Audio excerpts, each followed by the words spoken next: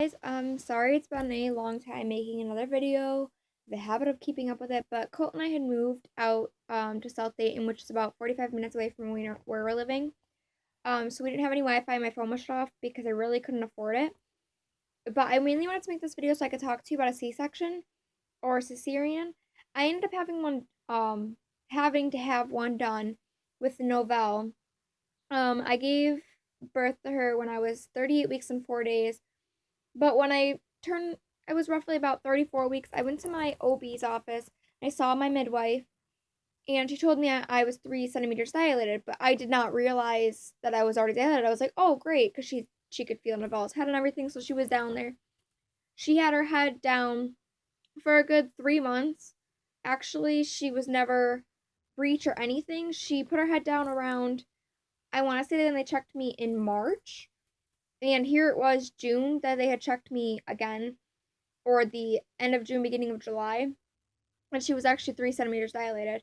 Um, but throughout the whole time, around 34 weeks, I went to the hospital. They thought I was in labor. I was having really bad pains, especially up in here, around by my ribs and on my breasts. And it was really hard. It was kind of rock solid, like I was having contractions all the time. They went ahead and they checked me, they monitored me, then they sent me home because my doctor said there was nothing wrong. I wasn't in labor. About a week or two later, I went back to the hospital in the middle of the night 3 times. I was having contractions where I could not stop, um, moving around and everything. It was really, really painful. It was just horrid. And I went to the hospital. They gave me some Pitocin, which is like a medical thing. They said if I fell asleep, I'd be fine, but it's supposed to help you labor. But you fall asleep or you get pushed through for labor. Well, after they gave me the Pitocin, I slept. There was no whatnot. And my OB Chaudhry came in and he said, there's no way she's sleeping through this. On the charts, I mean, I had contractions like way up to here when the lines were like down here. It was off the paper. Like, that's how bad it was. He just didn't understand how I was sleeping through it. Well, the Pitocin kicked my butt as well as the morphine did too. The second I was given it, my eyes started feeling funny and I thought I was like gonna die. Like, that's what it really felt like. I was on drugs or something.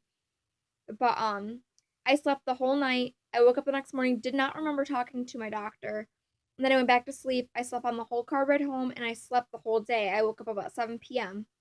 A couple of days later, I'm back to the hospital again. Once again, they sent me home. There was nothing wrong, they claimed. But I was having a weird yellowish discharge that was coming out of me, and I knew something was wrong. Like, my motherly instincts told me something is wrong with my child, something is wrong with my body. But nobody seemed to want to listen. With first pregnancies, they basically made me feel like, oh, she doesn't know anything about pregnancy, whatnot. And this had never happened to me before. I've never heard of it, so it scared me. Well, roughly about a week after that, I was 38 weeks and 4 days. I went back to the hospital that night after I was done with work. It was July 30th, 2017. I was at work. I worked at McDonald's fast food. I started feeling this weird, like, discharge. I thought it was discharge. It wasn't like a water breaking, like everybody says, and I had a pad on. And I was walking, I was fine. Then all of a sudden I felt like I peed a little bit. Like, just a little bit, like a little bit of discharge came out. And I was fine for another 30 minutes. 30 minutes later, a little bit of pee came out. I was like, okay, well, I went to the bathroom, my pad was filled. Like, it was filled up, like, bad, where it was actually ripping. That's how bad the pad was. I was like, oh, I pissed myself, whatever.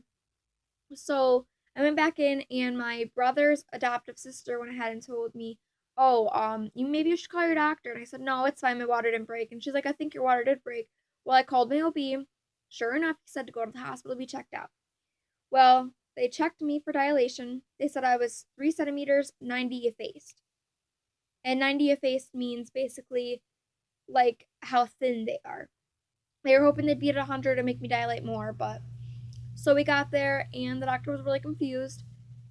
So they took a swab and they came back in and said, okay, so you ready to have a baby? And I was really scared.